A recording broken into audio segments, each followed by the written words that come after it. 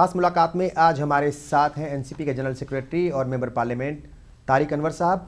मौजूदा सियासत की बात होगी और बहुत सारा जो इनका तजुर्बा है सियासत का उसके बारे में भी जानने की कोशिश करेंगे और जानने की कोशिश करेंगे कि मुस्लिम लीडरशिप जो है वो किस माहौल में है इस वक्त। सर, इस्तकबाल है आपका, कैसे हैं आप? शुक्रिया। मौजूदा सियासत के बारे में क्या कहेंगे? ये जो हम सियासत अभी देख रहे हैं, ये टॉलरेंस इंटॉलरेंस की बात हो रही है। लोग ऐसा भी कह रहे हैं कि कुछ लोग ऐसा कहते हैं, कई सियासी पार्टी के लीडर्स ऐसा कहते हैं कि जब से एनडीए की हुकूमत बनी है मरकज़ में और मुल्क का माहौल जो थोड़ा सा अलग हो गया है। अब हिंदू मुसलमानों की ज़्यादा बातें होने लगी है, कम्युनलिज्म की ज़्यादा बातें होने लगी है, सेकुलरिज्म का कोई मतलब नहीं रहा और सेकुलरिज्म की जो डेफिनेशन है वो भी बदल गई है। अब काफ़ी हद तक ये बात सही है कि जब से नरेंद्र मोदी जी इस देश के वज़ीर आज़म बने, जब वो 2014 का लोकसभा का इलेक्शन लड़ रहे थे, तो उनका जो एजेंडा था वो था तरक्की, डेवलपमेंट जी। लेकिन आहिस्ते आहिस्ते ऐसा लगता है कि उनका वो एजेंडा पीछे हो गया और जो कॉमनल एजेंडा था वो एजेंडा आगे आ गया। उनके मिनिस्टर, उनके एमपीज़, उनके पार्टी के जो भी जिम्मेदार लोग हैं, जिस तरह के वो बयानात लगातार देते रहे और दे रहे हैं, उससे ऐसा ही लगता है कि उनके जो उनका एक नज़रिया था उसमें काफ़ी तब्दीली आई है और लोगों को जो एक उम्मीद थी वज़ीर आज़म से, उस पर भी लोगों को एक पर तरह से मायूसी नज़र आ रही है और लोगों को इत्मीनान नहीं है। हाँ, लेकिन आपकी पार्टी का जो रुख है और जो शरद पवार हैं, वो उनका जो झुकाव अगर देखा जाए वो हमेशा जो है एनडीए की तरफ उनका झुकाव रहता है। अक्सर हमने देखा है 2014 में भी सबसे पहले वेलकम आपकी पार्टी की तरफ से हुआ था नरेंद्र मोदी का। तो आप कुछ और कह रहे हैं और पार्टी का जो झुका है वो कुछ और कहता है। नहीं, 2014 में तो हम उनके खिलाफ इलेक्शन लड़े थे जी, जब वो प्राइम मिनिस्टर बने तब की बात में कर रहा हूं। हाँ, उस वक्त की बात हम आपको बता रहे हैं। ठीक है, देखिए ऐसा है कि जमहूरियत में जब किसी को हुकूमत बनाने का मौका मिलता है या किसी पद पे जाने का मौका मिलता है, तो दूसरी जो सियासी पार्टियां होती हैं या अपोजिशन की पार्टियां होती हैं, वो भी कहती कि ठीक है, ये अवाम का फैसला है तो हम इसका इस्तकबाल करते हैं। हम ये नहीं कह सकते कि ये गलत फैसला है, क्योंकि ये पूरे मुल्क का फैसला था कि हमको नरेंद्र मोदी को वजीर आजम बनाना है। तो जब एक फैसला लोगों ने ले लिया तो हम अपोजिशन में बैठने को तैयार ज़रूर हैं, लेकिन हम ये मानकर चलते थे कि वो वजीर आजम की हैसियत से, क्योंकि पहले जो उनका उनकी जो एक इमेज थी, एक छवि थी, उसमें कुछ तब्दीली हम लोग उम्मीद कर रहे थे, कुछ तब्दीली आएगी। कुछ आई? मेरा ख्याल है कि ऐसा दिखाई नहीं पड़ रहा है। लेकिन उनका बयान कभी कोई ऐसा नहीं होता जो कंट्रोवर्शियल हो या जो किसी को नागवार गुजरे? नहीं, देखिए, वजीर आजम से लोगों को बहुत उम्मीदें होती हैं जी। और जब उनके पार्टी के लोग, जब सुब्रमण्यम स्वामी जैसे लोग जब इस तरह की उटपटांग बातें करते हैं और वजीर आजम का कोई बयान नहीं आता, जब दादरी का वाकया होता है और वजीर आजम का बयान नहीं आता है, बहुत दिन के बाद वो बयान देते हैं, या घर वापसी की बात होती है या लव जिहाद की बात होती है और तब भी प्राइम मिनिस्टर कुछ नहीं बोलते, प्रधानमंत्री कुछ नहीं बोलते, तो फिर लोगों को ये शक होने लगता है कि इसमें प्रधानमंत्री की भी एक तरह से उनकी सहमति है और उनका कंसेंट है और इसलिए ये तमाम बातें हो रही हैं। तो अगर वजीर आजम को ये सोचना है कि उनका जो एजेंडा था विकास का, तरक्की का, वो प्राथमिकता है या फिर जो कॉमनल एजेंडा है आरएसएस का वो प्राथमिकता है, इन दोनों में से उनको तय करना पड़ेगा। जब आपको लगता है ऐसा कि अगर कुछ हुकूमत सही काम नहीं कर रही है या किसी एक तबके को जो है वो साइड किया जा रहा है या उसके खिलाफ कुछ बातें हो रही हैं, तो वजीर आजम नरेंद्र मोदी से मिलने का जो है वो आप लोगों का हक बैठता है, खासतौर से मुस्लिम लीडरशिप का, जो सेक्युलर जमातें हैं या खुद को सेक्युलर जमातें करार देती हैं। तो क्यों ऐसा कदम जो है आपकी तरफ से नहीं उठाया गया? क्यों ऐसी कोशिश नहीं की गई तारिक अनवर की तरफ से? 40 साल का तजुर्बा है, कोई कम थोड़ा ही है। नहीं, देखिए, एक तो शुरू में ऐसा लगता था जी कि वजीर आजम में जैसा उन्होंने कहा कि सबका साथ और सबका विकास, तो कुछ दिनों तक तो लोगों को ये महसूस हुआ कि शायद उनकी नीयत साफ है और वो सबको लेकर चलने में यकीन रखते हैं। लेकिन जैसा मैंने कहा कि जिस तरह से उनके मिनिस्टर्स, उनके काबीना के लोग और उनके जो पार्टी के बहुत ही अहम रुकन हैं, उनकी तरफ से जब इस तरह के बयानात आने शुरू हुए, जिससे साफ जाहिर था कि वो भेदभाव कर रहे हैं और एक कॉमनल एजेंडे को लेकर चल रहे हैं। तो ऐसा लगा कि वजीर आजम का डायरेक्टली और इनडायरेक्टली उस मुहिम में वो भी शामिल है। तो ऐसे में बात क्यों नहीं की आप लोगों ने, मेरा सवाल ये है। नहीं, हम लोगों ने पार्लियामेंट में उठाया कई बार, ठीक है, उनसे हम लोग कोई डेलीगेशन की शक्ल में से नहीं मिले, ये बात सही है, लेकिन पार्लियामेंट में जितना हम लोगों को बोलना था और जितने इश्यूज थे जो अक़लियत के ताल्लुक से थे या जनरल भी थे, किसानों के ताल्लुक से थे या नौजवानों के ताल्लुक से, उन इश्यूज को हम लोगों ने पूरी ताकत के साथ रखा है। ऐसा नहीं है कि हमने उन बातों को नहीं उठाया। वज़ीर आज़म की मौजूदगी में हम लोगों ने तमाम, लेकिन अगर डेलीगेशन अलग से जाकर के मिलता शायद उसका जो है नतीजा अलग होता, उसका जो है वो प्रभाव या असर ज्यादा होता।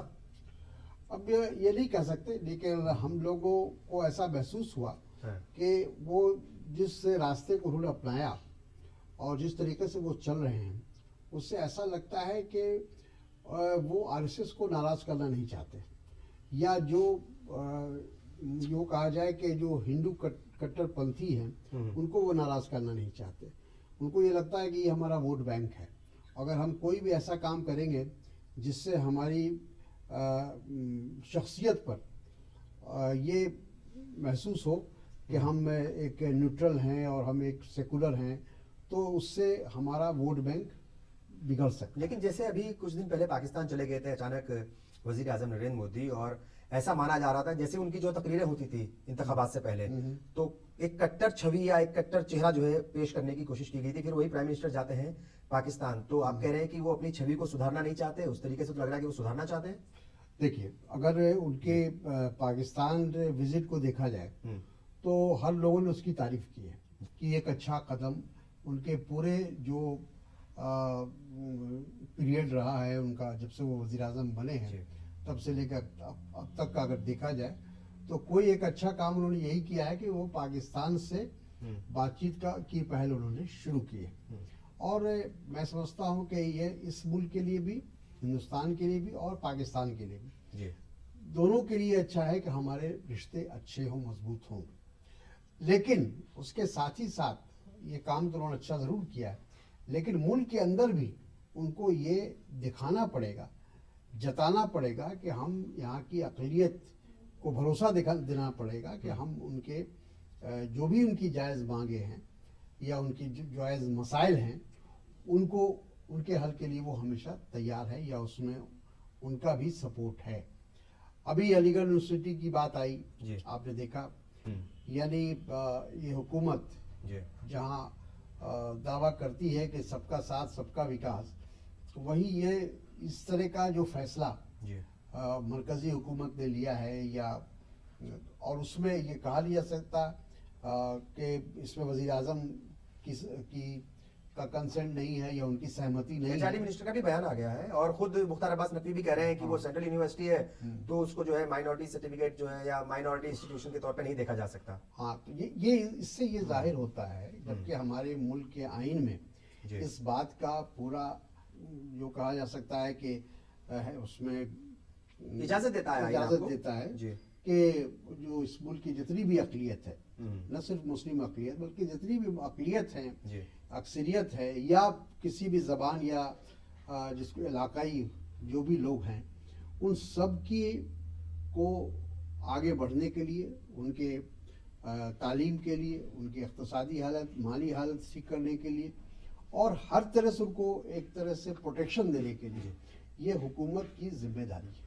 कि अलीगढ़ यूनिवर्सिटी हो या जामिया मिलिया हो, इन दोनों के जो माइनॉरिटी कैरेक्टर के बारे में लोग आज से नहीं, जब से आज़ादी मिली है और ये मसला उठा है, तब से लोग, खास के अक़लियत के जो भी नुमाइंदे रहे हैं, उन्होंने इस मसले को उठाया है कि उनको अक़लियती किरदार मिलना चाहिए। बिल्कुल।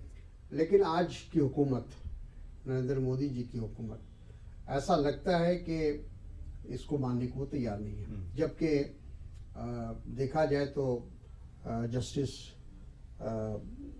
सच्चर, उसके बाद रंगनाथ मिश्रा जी, ये 2 कमीशन जो बनाया था यूपीए सरकार ने, और उसकी जो रिपोर्ट आई, उस रिपोर्ट को देखने के बाद अगर कोई ये कहता है कि अक़लियत को अलग से उनके ऊपर उनको मौके न दिए जाएं, तो ये गलत है। बिल्कुल। इस बारे में कुछ बात होगी आपकी तरफ से, आपकी पार्टी की तरफ से, प्राइम मिनिस्टर से, या जो है बिल्कुल हम लोग पूरी कोशिश करेंगे। हमारी पार्टी इस मसले को पार्लियामेंट में भी उठाएगी आने वाले दिनों में, और ये मसला हम लोग राष्ट्रपति से भी मिलेंगे इस मसले को लेकर। और हम लोग का यही कहना है कि आइन में वो तमाम गुंजाइश मौजूद है कि अक़लियत को पूरी उनके तालीमी और उनके समाजी जो भी उनके हकूक़ हैं उसकी हिफाजत होनी चाहिए। बिल्कुल। वक्त हो गया है खास मुलाकात में एक ब्रेक का, और आज हमारे साथ हैं Tariq Anwar, national general secretary हैं एनसीपी के और मेंबर पार्लियामेंट हैं।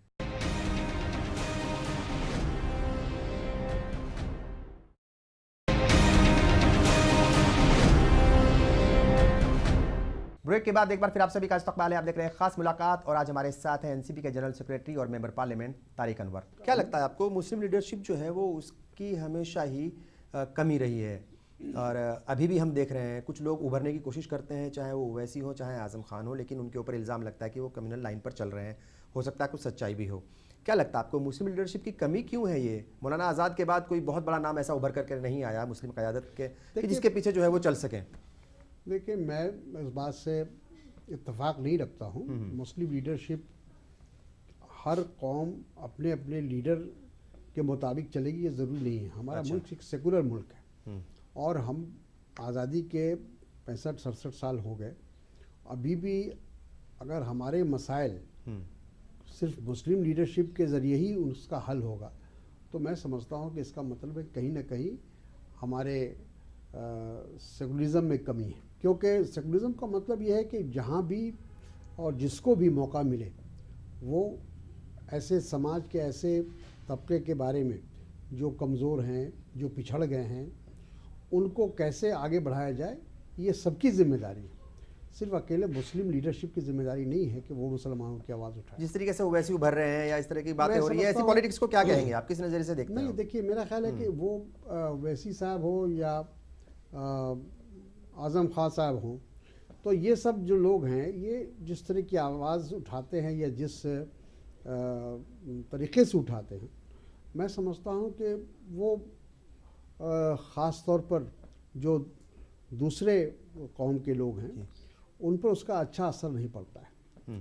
ठीक है, हमको अपनी बात कहनी चाहिए, लेकिन उसका भी तरीक़ा है, और ऐसे अल्फाज इस्तेमाल न किए जाएं जिससे दूसरे लोगों को तकलीफ़ पहुँचे। और ख़ास तौर पर देखिए, जो इस मुल्क की जो फ़िरक़ापरस्त ताकतें हैं वो तो ये चाहती हैं कि आप ऐसे तरीक़े अपनाएं जिससे उनको तक़वियत मिले या जिससे उनको बढ़ावा मिले।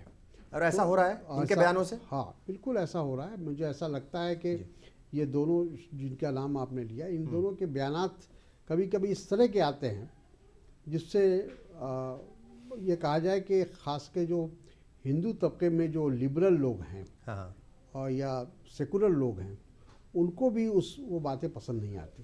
तो ऐसी बात हम क्यों करें जिससे दूसरों को भी तकलीफ, ऐसे लोगों को भी तकलीफ़ पहुँचे जो आपके हमदर्द हैं, जो आपसे जुड़े हुए हैं या आपके मसाइल को हल करना चाहते हैं। अगर आपकी बात मानी जाए तो लगता है कि फिर मुलायम सिंह, और चाहे शरद यादव हो, चाहे शरद पवार हो, मुलायम सिंह हो, और लालू यादव हो, नीतीश कुमार हो, ममता बनर्जी हो, यही मुस्लिम लीडरशिप को आगे बढ़ाएंगे, सोनिया गांधी आगे बढ़ाएंगे, राहुल गांधी मुस्लिम लीडरशिप को आगे बढ़ाएंगे, या ये उनके मसले मसाइल ढूंढेंगे, मुस्लिम लीडरशिप की ज़रूरत नहीं है? नहीं, ऐसा हम नहीं कहेंगे, मुस्लिम लीडरशिप की ज़रूरत नहीं है, लेकिन हम ये कहेंगे कि सेकुलर लीडरशिप के साथ मुस्लिम लीडरशिप को चलना चाहिए जी। और मैं इस बात को मानता हूँ, और आप सभी लोग मानते हैं कि इस मुल्क में सेकुलर मिजाज के लोग ज़्यादा हैं। आप देखिए कि 2014 में भी जो लोकसभा का इलेक्शन हुआ, और जो एक तरह से भारतीय जनता पार्टी का उरूज था जी, अब शायद वैसा उरूज उनको कभी नहीं मिलेगा, वो उसमें भी उनको 31% वोट मिला था। यानी इस मुल्क में 69% लोग जो हैं वो सेकुलर हैं, जो बीजेपी के खिलाफ हैं। बीजेपी कहती है हम सबसे बड़ी सेकुलर पार्टी है, उनके नेता कहते हैं कि हम सबसे बड़े सेकुलर हैं, हमें समझो। नहीं, समझने से तो होता नहीं है, जैसे कि ये कुछ चीज़ें ऐसी होती हैं जो साफ दिखाई पड़ती है जी। आपके ज़बान में कुछ हो, दिल में कुछ हो, तो ये ज़्यादा दिनों तक नहीं चलता है। अगर आप सही मानों में सेकुलर हैं तो आपको आगे आना होगा और कुछ ऐसे इकदाम करने पड़ेंगे जिससे आपके के बारे में जो राय लोगों की बन चुकी है, लोग अपनी राय बदलने पर मजबूर हो। वो ये कहते हैं अपीजमेंट करती रही है ये पार्टियां सारी, चाहे वो टीएमसी हो, चाहे आरजेडी हो, जेडीयू हो, समाजवादी पार्टी हो और जो है एनसीपी हो, ये सारी पार्टियां या कांग्रेस, ये सारी पार्टियां माइनॉरिटी की का अपीजमेंट करती रही हैं, उनका भला कुछ नहीं किया। देखिए, अगर अपीजमेंट किया होता जी तो फिर राजेंद्र सच्चर कमेटी की जो रिपोर्ट आई या रंगनाथ मिश्रा कमीशन की जो रिपोर्ट आई, वो इस बात को साबित करती कि कितना अपीजमेंट हुआ है। जी अपीजमेंट होता तो लोग तालीम में पीछे नहीं होते, उनकी माली हालत इतनी ख़राब नहीं होती, उनका सामाजिक हालत उनकी इतनी ख़राब नहीं होती। इन दोनों की रिपोर्ट ने उस कलई को खोल दिया जी जो हमेशा भारतीय जनता पार्टी या आरएसएस की तरफ से ये कहा जाता था कि मुसलमानों का अपीजमेंट होता है वोट बैंक के लिए। जी तो अपीजमेंट होता तो फिर ये हालत कैसे होती? अगर उनके लिए काम किया होता, पिछली हुकूमतों ने अलग से कोई ऐसा नुमाया काम किया होता, तो आज ये उनकी ये बुरी हालत नहीं होती। अभी जिस तरीके से हम देख रहे हैं गुस्ताख रसूल के नाम पर कुछ चीज़ें हुई हैं, चाहे मालदा में हुई हो, पूर्णिया में हुई हो, अलग अलग जगहों पर हुई हैं। और उसके अलावा एक चीज़ और हो रही है इन दिनों कि वापस से वही सिलसिला शुरू हो गया गिरफ्तारियों का। दहशतगर्दी के इल्ज़ाम में गिरफ्तारियाँ हो रही हैं। अब तो चीज़ें थोड़ी आगे बढ़ गई हैं। आईएस के सपोर्टर बताए जा रहे हैं और अलकायदा के सपोर्टर बताए जा रहे हैं। आप जो है किस तरीके से देख रहे हैं इन सारी चीज़ों को, और आपको लगता है कि मुस्लिम तबके के लिए आजमाइश की घड़ी है? देखिए, ऐसा है कि हम लोगों को कुछ हकीकत, जो कड़वी हकीकत है, उसको मानना पड़ेगा कि आज दुनिया में मुसलमानों की क्या तस्वीर बन रही है जी। किस तरह से हम आपस में लड़ रहे हैं, शिया सुन्नी लड़ रहे हैं, कहीं कुछ है, कहीं पर कोई दूसरा है, और जिस तरह से लाखों की तादाद में लोग मर रहे हैं। ये नहीं कि थोड़ी बहुत, कोई दिन ऐसा वाक़या नहीं होता है जब कोई ना कोई बहुत बड़ा वाक़या ना हो जिसमें कहीं ब्लास्ट हो रहा है, कहीं ब्लास्ट हो रहा है, और ये आपस में लोग कर रहे हैं। और इसलिए मुसलमानों की जो इमेज दुनिया में बन रही है, ये बहुत ही ख़राब इमेज बन रही है कि ये मज़हब जो है वो बहुत दहशतगर्दी को बढ़ावा दे रहा है। तो हम लोगों को अपने आप को भी देखना पड़ेगा, अपने गरेबा में भी झांकना पड़ेगा। हम सिर्फ हुकूमत पर या दूसरे लोगों पर इल्ज़ाम लगाएं, वो मुनासिब नहीं है, क्योंकि मालदा में जो कुछ हुआ या पूर्णिया में जो कुछ हुआ वो अच्छा नहीं हुआ। ठीक है, अगर किसी ने, अगर कोई हमारे मज़हब के ख़िलाफ़ या हमारे रसूल के ख़िलाफ़ कोई बात अगर कही है, तो हम उसके लिए कानून का रास्ता अपनाएंगे। बिल्कुल, हम अदालत में जाएंगे, हम उनके ख़िलाफ़ जो भी हमारे आइन में जो हमको ताकत दी है उसका हम इस्तेमाल करें, उसका इस्तेमाल करें, ना कि इस तरह से सड़क पर निकलकर आग लगाने का काम और थाने को जलाने का काम। हम तो खुद मौका देते हैं, हम ऐसा काम न करें जिससे दूसरों को मौका मिले, और ख़ास तौर पर फ़िरकापरस्त ताकतों को मौका मिले हमारे ख़िलाफ़ लोगों को मुत्तहद करने का। जबकि इस्लाम इन तमाम चीज़ों की इजाज़त देता ही नहीं है जो आप कर रहे हैं। इस्लाम में बिल्कुल इस बात की इजाज़त नहीं है। इस्लाम तो जितना टॉलरेंस सिखाता है, शायद ही किसी मज़हब में इतना टॉलरेंस होगा। जी, हमारे हुजूर सल्लल्लाहु अलैहि वसल्लम ने जिस तरह से अपनी ज़िंदगी पेश की है, जी हाँ, अगर उसको हम देखें, आइडियल है वो सबके लिए, है बिल्कुल, उसको देखें तो उन्होंने हमेशा कोशिश उनकी यही रही कि जो उनके दुश्मन भी थे, जो उनके लिए बुरा सोचते थे, उनका भी वो भला सोचते थे। बिल्कुल। तारिक अनवर साहब, हम देखते हैं कि लंबे वक्त से आप सियासत में हैं और 1980 के बाद पार्लियामेंट में भी आप लगातार हैं, लंबे वक्त से सियासत में भी हैं, लेकिन बिहार की अगर हम बात करें उसका बहुत ज़्यादा भला नहीं हो पाया है। वहाँ के मुस्लिम तबके के हालात जो हैं वो अभी भी बहुत ज़्यादा अच्छे नहीं हैं। तमाम लोगों के हालात वैसे ही हैं, कुछ सुधार ज़रूर आया है लेकिन फिर भी बहुत ज़्यादा अच्छे नहीं हैं। कौन कसूरवार है और लीडरशिप को जो है आप वो कितना जिम्मेदार मानते हैं, क्या खुद को भी जिम्मेदार मानते हैं? नहीं, अब हम सब जिम्मेदार हैं बिल्कुल, और वहाँ के तमाम सियासतदान जिम्मेदार हैं, वहाँ की सेकुलर पार्टियाँ भी जिम्मेदार हैं, क्योंकि बहुत ज़्यादातर हुकूमत करने का जो मौका मिला वहाँ या तो कांग्रेस को मिला, या लालू जी को मिला, या आज नीतीश जी को मिल रहा है, जो अपने आप को सेकुलर कहते हैं।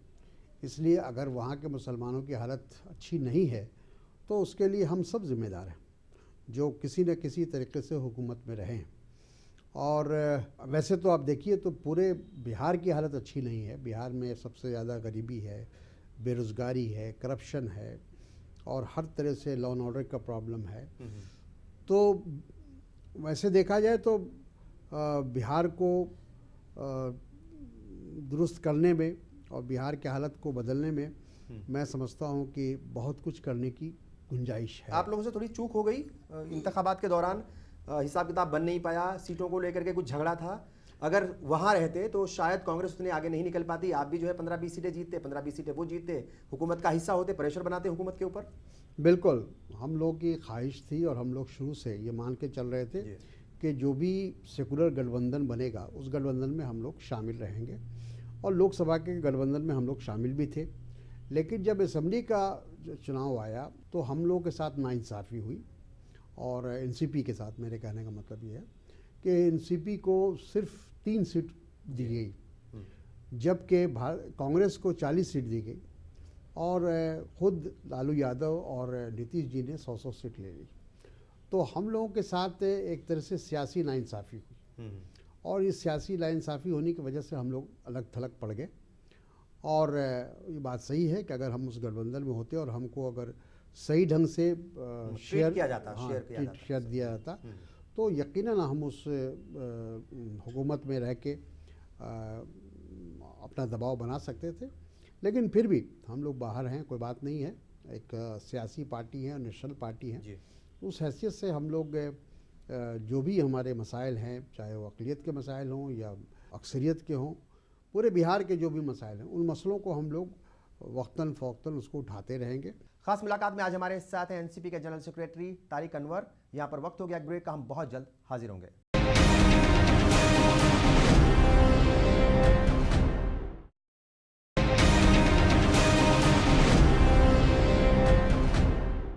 ब्रेक के बाद एक बार फिर आप सभी का इस्तकबाल है। आप देख रहे हैं खास मुलाकात, और आज हमारे साथ हैं एनसीपी के जनरल सेक्रेटरी और मेंबर पार्लियामेंट तारिक अनवर। आपको लगता है कि जैसे आपने कहा कि सियासत में जो है वो कुछ भी मुमकिन है, ऐसा भी माना जा रहा था कि महाराष्ट्र में जब कांग्रेस का और एनसीपी का गठबंधन टूटा, उसके बाद हुकूमत बनाने की बात आई, तो हो सकता है कि आप बीजेपी के साथ चले जाएं। कुछ इस तरह के इम्कानात जो हैं वो अभी भी खबरें आती रहती हैं ऐसी छन छन करके, कि कुछ है ऐसा, या मतलब ये सिर्फ अफवाहें हैं? बिल्कुल अफवाहें हैं, ऐसा कुछ भी नहीं है। और ये शरद पवार जी का भी कई बार बयान आ चुका है कि बुनियादी तौर पर और आइडियोलॉजी के बुनियाद पर भी हम भारतीय जनता पार्टी के साथ नहीं जा सकते। हमने भारतीय जनता पार्टी का साथ कभी नहीं दिया। 1999 में भी जब अटल बिहारी वाजपेयी जी वज़ीर आज़म थे, और उस वक्त भी उन्होंने दावत दी थी एनसीपी को कि हम हमारे साथ आएँ और मरकज़ में हुकूमत में शामिल हों, तो हम लोगों ने साफ इनकार कर दिया था। तो इसलिए ऐसा कभी नहीं होगा। मुझे यकीन है कि हमारी पार्टी कभी भी फ़िरक़ापरस्त ताकतों से हाथ नहीं मिलाएगी। 1999 में जो कदम आप लोगों ने उठाया था, शरद पवार साहब हों या फिर आप हों और पीए संगमा, वो हालांकि अब अलग हो गए हैं, कभी कभार कुछ बात होती हो आपस में बैठ करके, लगता है कि वो फैसला गलत था, पार्टी से जो है वो कांग्रेस से अलग नहीं होना चाहिए था? नहीं, हम लोग अलग नहीं हुए थे। हम लोगों ने एक मसला उठाया था पार्टी के अंदर। पार्टी हमारी डेमोक्रेटिक पार्टी, हम मानते थे कि कांग्रेस एक डेमोक्रेटिक पार्टी है तो हमको बोलने की इजाज़त है। तो हम लोगों ने वर्किंग कमेटी में एक मसला उठाया था उस वक्त के हालात को देखते हुए, चूँकि भारतीय जनता पार्टी से सीधी तौर पर लड़ाई थी। अटल बिहारी वाजपेयी जी उस वक्त भारतीय जनता पार्टी के वज़ीर आज़म के उम्मीदवार थे, और उस वक्त हमारी पार्टी के वर्किंग कमेटी में ये बात चल रही थी कि हम लोग अपनी तरफ से वज़ीर आज़म के लिए किसका नाम पेश करें। तो कुछ लोगों की राय थी कि सोनिया जी का नाम पेश करें। हम लोगों की ये राय थी कि नहीं, इस वक्त सोनिया जी का नाम आगे लाना नहीं चाहिए, इसका फ़ायदा भारतीय जनता पार्टी उठाएगी, क्योंकि भारतीय जनता पार्टी जो फॉरेन ओरिजिन की बात है, विदेशी मूल की का जो सवाल है, इसको उठाएगी और इसका वो सियासी फ़ायदा लेने की कोशिश करेगी। इसलिए हम लोगों ने इसकी मुखालफत की थी। लेकिन उस वक्त हम लोगों को ये मान लिया गया हम लोगों के बारे में कि हम लोग सोनिया मुखालिफ हैं, कांग्रेस मुखालिफ हैं। वैसा नहीं था, ऐसा कुछ भी नहीं था। हम लोगों ने बल्कि सोनिया जी की तारीफ़ की थी कि कांग्रेस प्रेसिडेंट की हैसियत से वो अच्छा काम कर रही हैं, और वो कांग्रेस प्रेसिडेंट की हैसियत से काम करें, पार्टी को मजबूत करें। लेकिन उस वक्त चूँकि लोकसभा का इलेक्शन होना था और उनका नाम वज़ीर आज़म की हैसियत से पेश करना उस वक्त के माहौल में वो ठीक नहीं था। लगता है ये हम लोगों की सोच थी। बिल्कुल ऐसा लगता है कि एनसीपी और कांग्रेस से बाद में खुद सोनिया जी ने वज़ीर आज़म बनने से इनकार किया। तो इसका मतलब हम लोग की जो बात थी वो किसी हद तक उसके ऊपर मोहर लगाई उन्होंने, मोहर लगाई।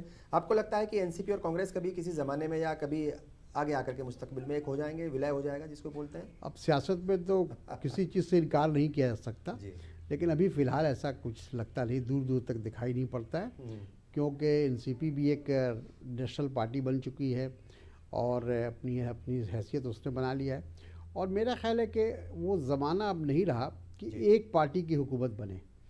अब आप देखें कि हर स्टेट में जो क्षेत्रीय पार्टियां हैं, जी हाँ, इलाकाई पार्टियां हैं, वो बहुत मजबूत हो गई हैं और उसकी जगह फिर से नेशनल पार्टी लेगी, फिलहाल ऐसा दिखाई नहीं पड़ता है। लेकिन महाराष्ट्र में नुकसान हुआ सर, चाहे आप आप ये उत्तर मानेंगे? प्रदेश ले हाँ। लीजिए, चाहे बिहार ले लीजिए, या और दूसरे राज्यों को ले लीजिए, बंगाल ले लीजिए, जी। सभी जगह जो क्षेत्रीय पार्टियां हैं, तमिलनाडु है, कई ऐसे बड़े स्टेट हैं जहां क्षेत्रीय पार्टियों ने बहुत मजबूती अख्तियार कर ली है, मजबूत पार्टी बन गई है, आंध्र प्रदेश है। तो इस तरह की चीज़ को देखना होगा। बिल्कुल। आपको लगता है कि जिस तरीके से महाराष्ट्र में जो इंतखाबात हुए थे, अगर एक रहते तो शायद हुकूमत आज भी आपकी होती? बिल्कुल, अगर असेंबली के चुनाव में हम और कांग्रेस मिल के लड़े होते तो मैं समझता हूँ कि रिज़ल्ट दूसरे होते, लेकिन उस वक्त हम लोग अलग अलग लड़े, उसका नुकसान हुआ। और अभी हम लोगों ने देखा जो लोकल बॉडीज़ के इलेक्शंस हुए, उसमें कांग्रेस नंबर 1 पर रही और दूसरे नंबर पर एनसीपी रही।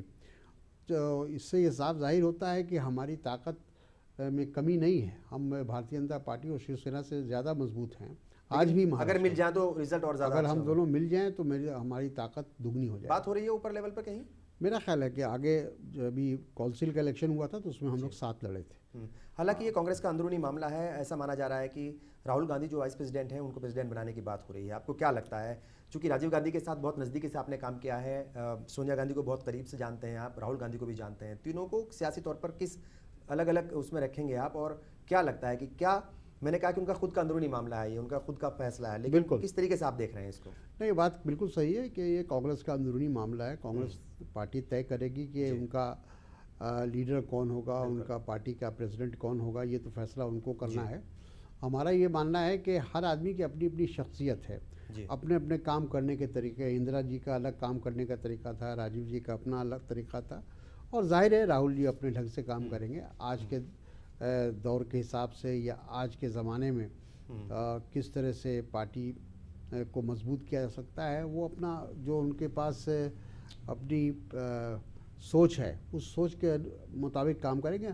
आप सबको एक जिसको आप कह सकते हैं कि बराबरी से नहीं देख सकते हैं, हर की अपनी अपनी सलाहियत होती है। तो ये तो वक्त बताएगा कि राहुल गांधी कितने कामयाब कांग्रेस प्रेसिडेंट हैं। तारिक अनवर साहब की अगर हम बात करें, इतना लंबा सफ़र उनको हो गया सियासत में, बेदाग रहे हैं, कोई ऐसा उनके ऊपर जो है कभी नहीं लगा। आपको लगता है कि ये बहुत बड़ी बात है और इसी छवि के साथ, इसी इमेज के साथ आप आगे बढ़ेंगे और कहीं कुछ जो भी दिक्कतें हैं अक़लियती तबके के साथ या पिछड़े लोगों के साथ, उनको जो है बेहतर करने की और ज़्यादा मजबूती के साथ कोशिश करेंगे? बिल्कुल, हमारी ये कोशिश हमेशा रही है जी। और आपने ठीक कहा कि अक़लियत हो या अक्सरियत हो, किसी के साथ भी अगर नाइंसाफ़ी होगी तो हम उसके ख़िलाफ़ आवाज़ उठाएंगे। और आने वाले दिनों में भी हमारी कोशिश यही रहेगी कि जिस तरह अभी तक सियासत का रास्ता मैंने अपनाया है और कोशिश किया है कि अपनी इमेज को बनाए रखने की, आगे भी हमारी यही कोशिश रहेगी। हमसे बात की इसके लिए बहुत बहुत शुक्रिया सर, और बहुत सारी दुआएं आपके लिए। तो ये थे तारिक अनवर साहब, एक साफ सुथरी इमेज को लेकर के आगे बढ़े हैं और इनका कहना है कि मुल्क की तरक्की के लिए, सभी लोगों की तरक्की के लिए, कौमी यकजहती के लिए ये इसी जोश के साथ लगातार काम करते रहेंगे और इस मुल्क को मजबूत करेंगे। खास मुलाकात में बस इतना ही। आदाब।